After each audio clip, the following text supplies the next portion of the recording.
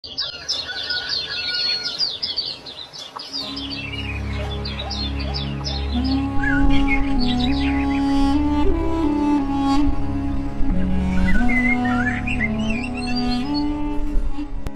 কোন রাজ্যে কিছু যুবক গোপনে এক আল্লাহর ইবাদত করছে।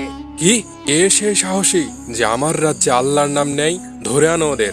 আমি রাজা, এই রাজ্যে শুধু আমার গোলামি চলবে।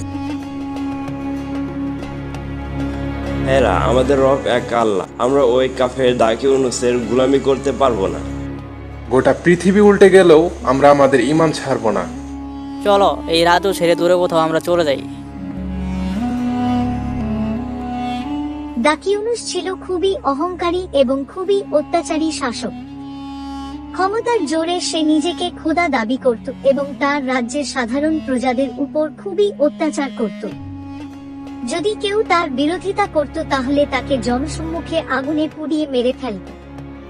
কিন্তু সেই 7 জন যুবক ছিল খুবই ঈমানদার এবং আল্লাহওয়ালা। তারা আল্লাহ তাআলা ছাড়া অন্য কারো সামনে মাথা নত করতে পারবে না বা অন্য কারো গোলামি করতে পারবে না।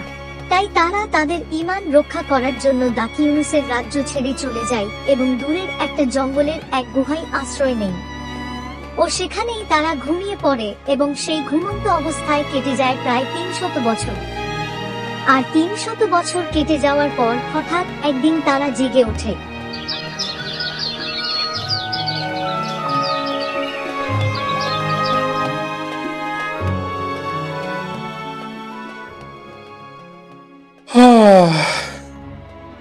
সবকিছু এত পরিবর্তন লাগছে কেন? আমরা কি একদিন ঘুমিয়েছিলাম নাকি গোটা এক যুগ ঘুমিয়েছিলাম? মনে হয় অনেক দিন হয়ে গেছে আমরা ঘুমিয়েছি। হ্যাঁ, তাই মনে হয়, কারণ আমার অনেক ক্ষুধা পাচ্ছে। চলো খাবার কিনে আনি। সাবধানে যেও, কেউ যেন বুঝতে না পারে আমরা যে গুহায় লুকিয়ে আছি।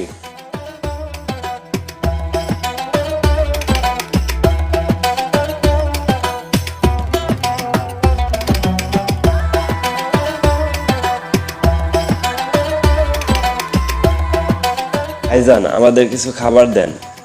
এই নাও খাবার। এই নিন ভাইজান।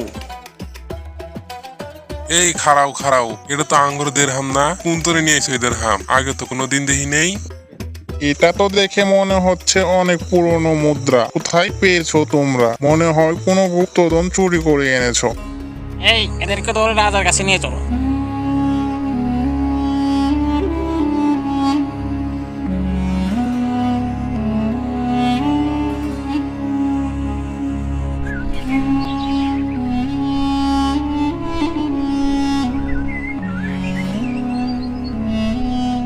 মহামান্য বাদশাহ, আপনার রাজ্যে 2 জন যুবক এসেছে যাদের কাছে অনেক পুরনো মহামূল্যবান দিরহাম পাওয়া গিয়েছে।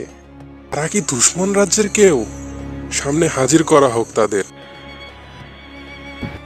কোথা থেকে এসেছো তোমরা? দেখি তোমাদের কাছে কিসের দেরহাম।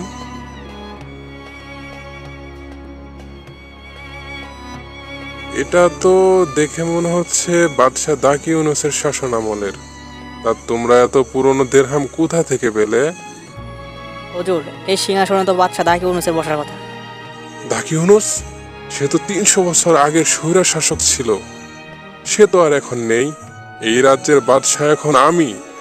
আর তোমরা বাদশাহ দাকিউনুসকে কিভাবে চেনো? হুজুর, আমরা তো অত্যাচারী শাসক দাকিউনুসের রাজত্বকালে 7 জন যুবক এক আল্লাহর ইবাদত করতাম। সে সময় দাকিউনুস নিজেকে খোদা দাবি করত এবং আমাদের উপর খুব অত্যাচার করত।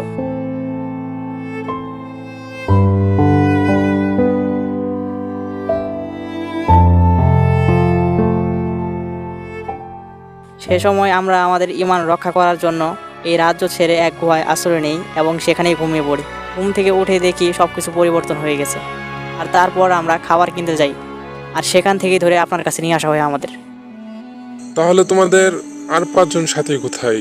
হুজুর, তারা তো সবাই গুহায় বিশ্রাম নিচ্ছে। তাহলে এক্ষুনি তাদের কাছে আমাকে নিয়ে চলো।